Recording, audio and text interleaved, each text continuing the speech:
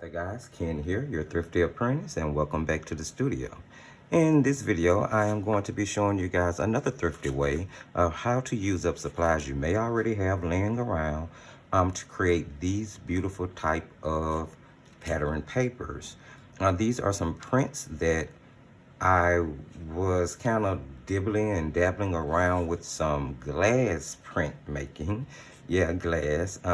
I've seen jelly plates and I've seen fun foam and I've seen styrofoam. Actually used styrofoam myself in some previous projects. And I was thinking that there's got to be a way to print using all water-based media with something that you may have around the house if you don't have like fun foam or jelly plates. Although styrofoam is really accessible, so are picture frame glasses. So I pulled a 8x10 glass out of a picture frame, and I've used this in a couple of projects before when I was doing some card making. And I was thinking that I should be able to use this to print pattern paper. That way I could have it to use in scrapbooking and art journaling and card making. And so I pulled these two prints and I wanted to kind of share with you guys what I did in order to make these pattern papers, and maybe you will want to utilize these techniques to make your own designs. So I'm going to be using my regular old taped together, what is that, photo paper. And I'm gonna put my glass down on top of it. So for this is like 3 layers on this one, and this is just the 1 layer print. But I'm gonna be trying to replicate this one, or not replicate it, but kind of do another pattern similar to this one with tone on tone, because tone on tone tends to be a little bit easier in some cases to work with when you're creating other projects. So for the first layer, I just used some liquid watercolors that I made myself, that I'm still haven't experimented with in the way that I wanted to, but I have been trying to use them since I made them. And in that one, I used the magenta, the violet, and the yellow. So for this one, since I'm trying to do tone on tone, I'm just going to be using the 2 blues I have, which is the sky blue and just the regular blue. And these were made from those Crayola watercolor pencils. So we're going to see what we can do with these today. I'm going to try my best not to make this tutorial too long, but I can't make any promises. I've just given up on that. So I'm going to spray my glass with, just mist it with some water. It's going to help the paint spread around. And I'm going to use mostly the sky blue. And I'm just going to drop the paint or the pigment onto the glass. And I just really want to use this blue mainly for this layer.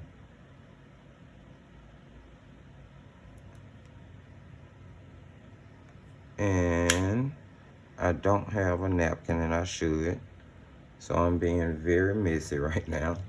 And then I'm going to use the darker, or the cooler shade, should I say, and just use it to accent a little bit.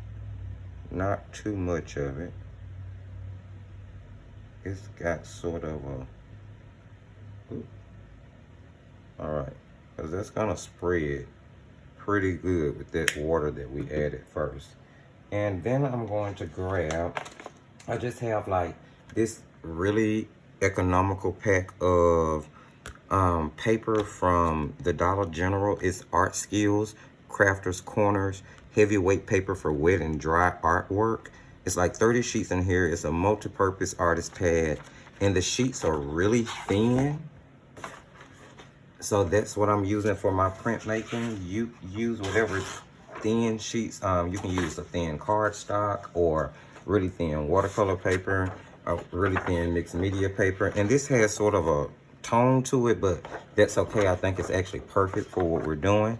And I'm just gonna line it up the best I can, keeping it square, and just set that down right on top of that glass. And then we're just gonna give that a couple of rubs on the back. And you're gonna see, well, with this particular paper anyway, because it's so thin, you can see the wetness coming through on the back of the paper, and that's fine. And this is gonna be the first layer. Hopefully, it looks halfway like I wanted it to. Just gonna make sure I press that out all the way to the edges best I can. And it's gonna give it some rub marks. I already know it. I learned that from testing this out. But now I'm gonna lift that. And we have a very beautiful background layer for our first layer. I think, look at that, that's gonna be nice. It gives it a really beautiful distressed look. And we're gonna set this to the side to dry, and then we're gonna come back and work on the second layer. All right, so I think our background has had enough time to dry. It's pretty dry here, and my paper is thin, so it's a little wrinkly, but that's fine, because before I use my prints, I'll just be sure to iron them out to make sure that I get them flat. So for the second layer, I'm going to be using a slightly different technique. Here I freehanded the background, but for the second layer on this one, I kind of want to show you guys the technique with a couple of other elements. I'm gonna set that to the side, put my backing back down. I grab my glass again, and I'm also gonna grab a piece of clip art that I printed off of the internet. You guys heard me talk many different times about using royalty-free clip art in your artwork, especially if you can't draw or you're just beginning and you're not comfortable with your drawing. But I saw this and I thought it would be really nice as the second layer in the background. So for this layer, I'm just gonna sit that under the glass. And as you can see, because we're printing on glass, you can see the image crystal clear with no issues. And I'm gonna be using my Jane Davenport Mermaid markers for this layer. And I'm going to grab, since we're doing tone on tone, 2 different shades of blue. Now, this 12 pack of mermaid markers doesn't really have 2 different shades of necessarily blue. There's this, I guess I want to say cooler blue. And then the warmer shade of blue sort of leans more towards green. And I'm not sure if I want to use that or if I want to use this warmer shade of the purple/violet color, because as you can see here, the darker blue, when it was dropped in, has from the liquid watercolor, has more of a violet tone to it.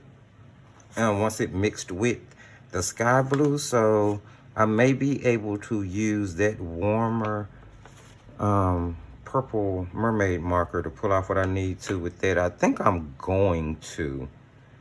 Yeah, I think I'm going to. So I'm just going to shake up that marker. And what I'm going to do now here essentially is trace the image. And I'm not going to be too careful about this. I'm not going to make a big deal about it because it is going to, again, be covered with another layer, but I do want it to be dark enough to be seen.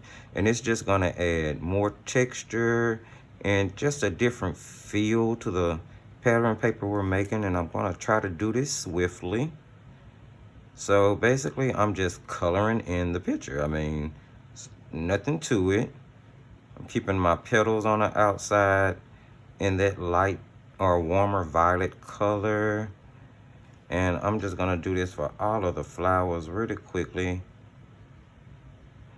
And I'm not being too keen on detail because, again, this is gonna be covered with another layer. Now, when I was experimenting with this, I did find out that as I put down the ink on the glass, it will actually, I'm gonna pump that just to get a little pigment down in that brush. It will, oh, guys, and when you're using it, if you've never used a mermaid markers, or if you happen to see me using these and like them and decide that you want to get them, be forewarned that these brushes will put out a lot of media. And I experienced a slight learning curve when I first started using them, but it's not a hard one to get over, and they have quickly become one of my favorite things to use, because basically it's like paint already in a water brush. I'll pump that a little more. So yeah, that, if I get quiet, guys, I'm sorry. I'm just trying to move really quickly and get this done, and I'm hoping I'm putting down enough ink. So what I was going to tell you guys is that for some reason or another, the ink will slightly start to dry, which I'm surprised on the glass, especially the ink you laid down earlier. So now I'm just going to grab this blue shade, and I'm going to color in the middle of the flowers and put in the center of the flowers here. And I'm not going to worry about actually going and coloring the stamens. I'm just going to make the center of the flower completely blue. And again, that's because we're going to be putting another layer on top of this anyway. Pump that a little bit. And when you're using the mermaid markers, if your brush starts to run out of ink, just give the bear just a little slight pump, and that ink will come on back down into the bristles and actually be really vibrant in it. So I'm just gonna, and I'm not really caring too much about detail. I just want to get the impression of the flower on there. And after I get through, okay, so we're staying tone on tone. I think I better use this light sea foamy greeny color, and I'm gonna use that for the leaves. And I'm just gonna get those kind of painted in haphazardly, put in the stem, bottom of the leaves, and my glass just moved a little bit, but that's okay. Just line it back up, because I'm gonna eventually move the glass and continue painting on this anyway. We're gonna turn this into a full scene. Just coloring in my leaves, adding in my stems. Just having fun creating and painting with these mermaid markers. I think Jane produced a really beautiful and fun product when she made these. A lot of things that I'm using in this video I actually like using on a regular basis, and utilizing those products helped to make this project that much more fun for me. Okay, so now that I have that down, I'm going to actually move the clip art from under the glass, and as you can see, I'm left with a painted image here, and I'm going to finish it up some more. So I'm going to add, I don't know, I need to add some grasses in there, and I don't have another shade of blue, so I'm just going to use this darker blue that I use in the center of the flowers. Again, we're trying to keep it in the same tone and color family.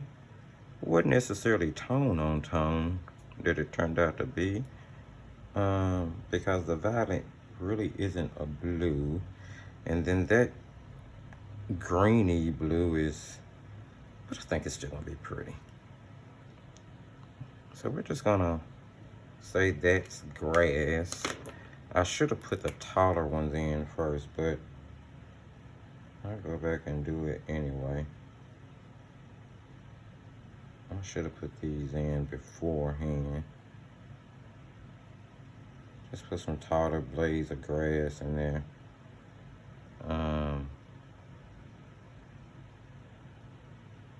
Just so it'll have a little scale. And you're not gonna, and I'm doing all of this, and you really won't be able to see much of this print, but you'll be able to see enough to get the impression, and it's gonna be beautiful. I think it's better done in thirds. I should really put another one in there. I'm trying to see how to squeeze it in. Let's see. Let's put it here. And we'll make it kind of meet that one and come off the side. Just because I think adding that third one in helps the composition and helps the brain when it's perceiving. Okay. All right. I think that's good, and I don't know, maybe a little sky, not much of one.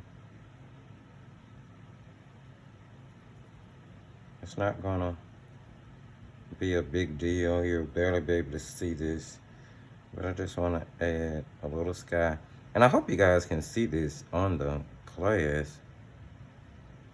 And then you don't have to do this step with the sky if you don't want to.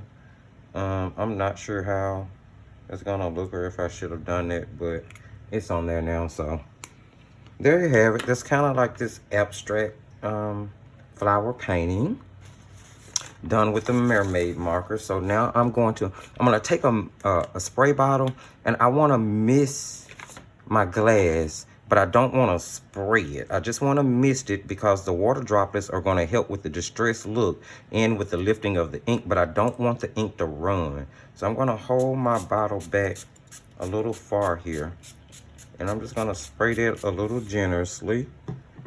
And now I'm going to take my pattern paper. Let's see what side I want to go up here. I think I'll do it like this, and I'm going to try to line that back up and sit it back down on the glass. And again, I'm gonna press it down. And this time I think I'm gonna actually take the paper pad and sit it on top of it and give that some nice pressure, hopefully all over the pad. So rub that a little bit. I'm not sure, because this is only my second time doing this technique, guys. I get excited about stuff and immediately want to share it with you guys. So, and I think there's going to be a little crooked too, but it's fine because it's going to be cut apart. It's going to go in scrapbooks. It's going to go in my art journal. I'm going to make a couple of cards. I'm really excited about this one. I'm going to use this one to make the very next card video that I do. Just so I can show you guys that once you make them, you use them, you're creating something completely by hand. Okay, so I think that's enough. I'm gonna lift that up, and then I'm gonna lift my print and see what we got. And look at there, just another layer of dimension added to that pattern paper, and that is, I think, very beautiful. So yeah, we have got to give this layer time to dry, and then we will move on to putting the final layer, because I'm only using 3, but like I said, you guys can do as much as you want, add as many dimensions and textures to it as you want. But those are just 2 different ways to add layers on pattern paper, and we're going to add again 1 more layer to finish this paper off as soon as this dries. Here we have our second layer dry, and I want you guys to kind of pay attention to the fact that the image prints in reverse of the way that it goes down on the glass. Now, if you wanted it to print the same way, you would need to flip your clip art paper over. You'll still be able to see because of the darkness of the printing through the glass, and maybe paint it that way. Or if you were just freehanding it, paint it in reverse of the way you actually want it to be printed. But this is fine for me. I'm okay with this. So we're gonna go ahead and finish this up.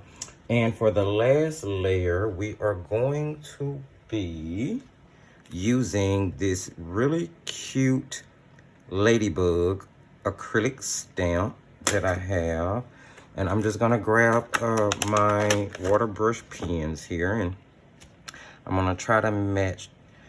I'm gonna use the darkest blue in here.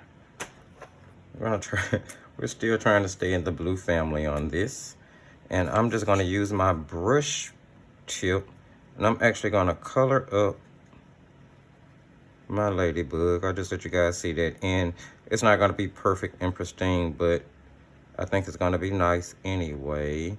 Now, rubber stamps are actually the best for this, but this is going to give us a nice watercolor impression, I hope. I'll sit it there, and maybe I should spritz that with water once, and we're going to just give that a hoorah to see how they go. Let's have these going this way. We're going to see here how that image.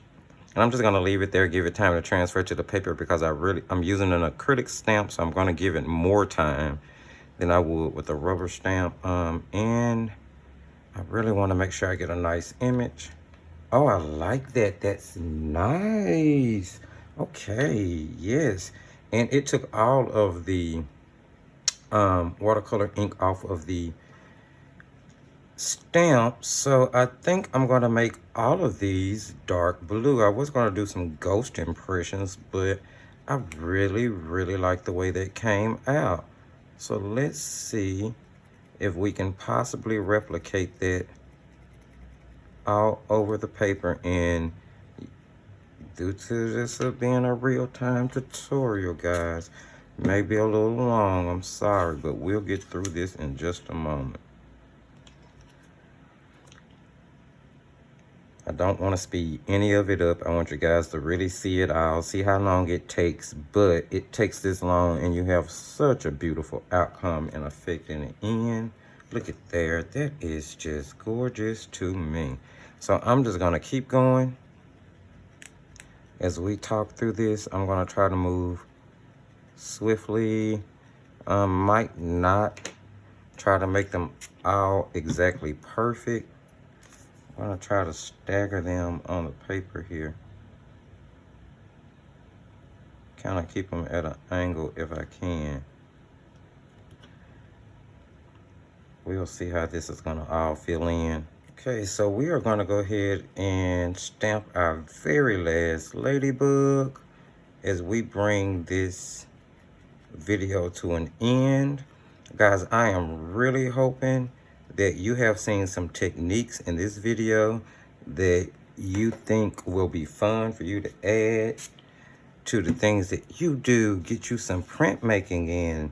This is a wonderful, thrifty way to save some money, create some art, use up some art supplies, and give yourself some personalized, handmade paper to work with in your other crafting and painting projects. So there we have that, guys. That's how that looks with the third layers of the ladybugs on it, and I think that is absolutely gorgeous and beautiful. I hope you guys like that as well. I hope you guys utilize these techniques and try them out. Print your own paper. I would love to see it. You can post it on the Thrifty Apprentice Facebook page, or you can post it in the comments section under this video. Let's just take a quick look at the other prints that we did using these techniques. If you remember, that was one of the first one I showed you guys. Here is another one that I did. This one actually has a lot of layers. It is, let me move this to the side. It is like 4, maybe 5 layers. The first 2 or 3 layers are just layers that were put down from pulling the leftover images off of the glass from the prints that I was doing. And then I added a stamping layer of these like little trees that I use my Artist Loft Pearls and watercolors to stamp, just to give it that glimmer and shine. You see that? I think that is so beautiful and pretty. I love the way that this one turned out. And then the last layer was just this green. I used my green water brush pen, the darkest one I had, to stamp this little bird image all over the page in random places. And I did that because I don't know if you can see it, but one of the layers is actually the image of a mockingbird in the background there. So I just thought those birds would be great to add to the theme. And I haven't decided how I'm going to use this page yet. It may be card backing. I may cut out that bird to use on a art journal page. I don't know. When I do my art journal Sunday project, I'll make a decision then as I go through my papers. And this is just another look at the very first one, the example that I did when I was originally researching how to do these techniques. So there you have it, guys. I think these are 3 beautiful and gorgeous pattern prints that you can make, and you can try these techniques at home in order to be thrifty and use up your products and save some money. If you like the information you saw in this video, although I do apologize it was a little long, don't forget to give the video a thumbs up. Go ahead and hit that bell and subscribe so that you'll get notifications when new content go up. Utilize the comment section. Would love to hear from you guys. Head on over to the Thrifty Apprentice Facebook page and like us there, where we share in things both on and off camera. And I would also love for you guys to share. And don't forget to share the video, because sharing is caring, and it helps to grow the community and to grow the channel. And if there's nothing else, guys, remember, as I tell you in every single video, no matter what you do in order to grow, you need to just keep painting, just keep painting, just keep painting. See you next time in the studio.